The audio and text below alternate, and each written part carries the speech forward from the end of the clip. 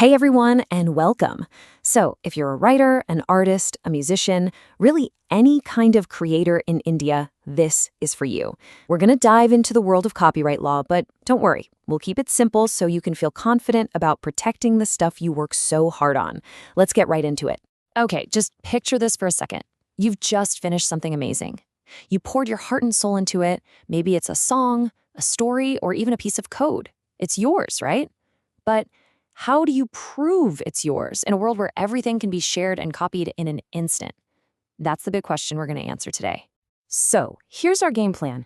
We've got 5 simple sections. We'll start with the absolute basics. What even is copyright? Then we'll get to the really good news about automatic protection. After that, we'll talk about why you might want to register your work.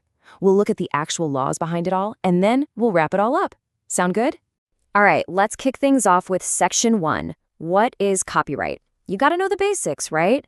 This is the foundation for everything else we're going to talk about. So, copyright is basically a legal shield. It's for your original creative work.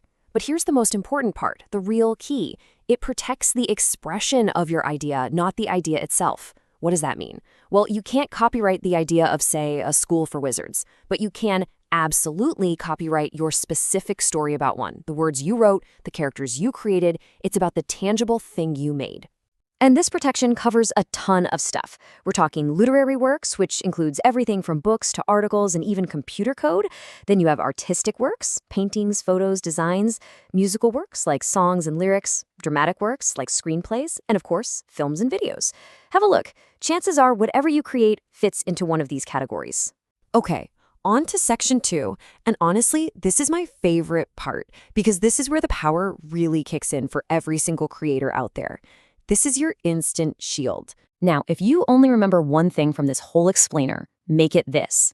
In India, the second your work becomes a real, tangible thing, written down, recorded, saved as a file, it is automatically protected by copyright.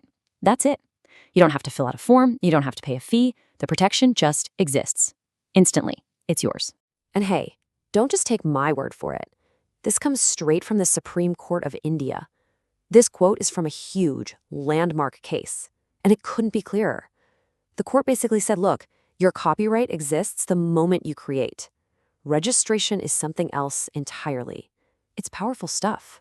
So, naturally, you're probably thinking, okay, if it's automatic, why would I ever bother to register it? And that is an excellent question.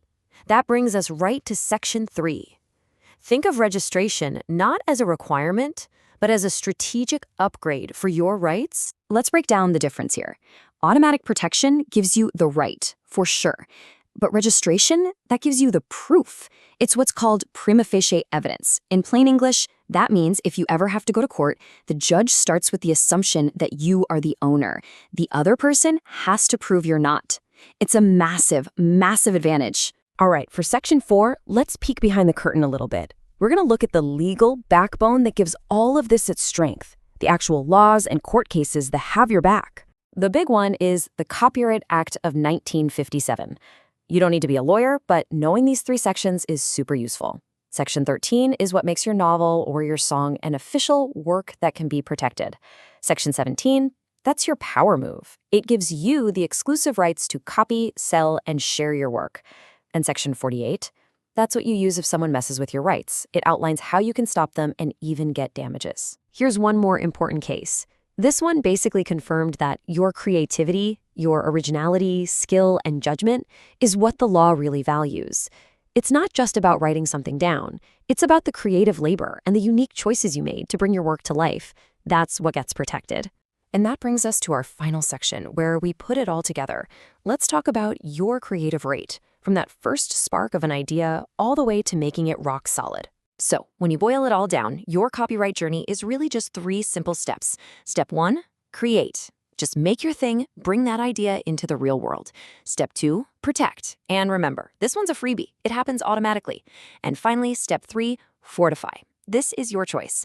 This is when you decide to register and give your work the strongest legal shield you possibly can. So, as a creator, you can relax knowing that from the second you finish your work, it has a layer of protection. It's naturally yours.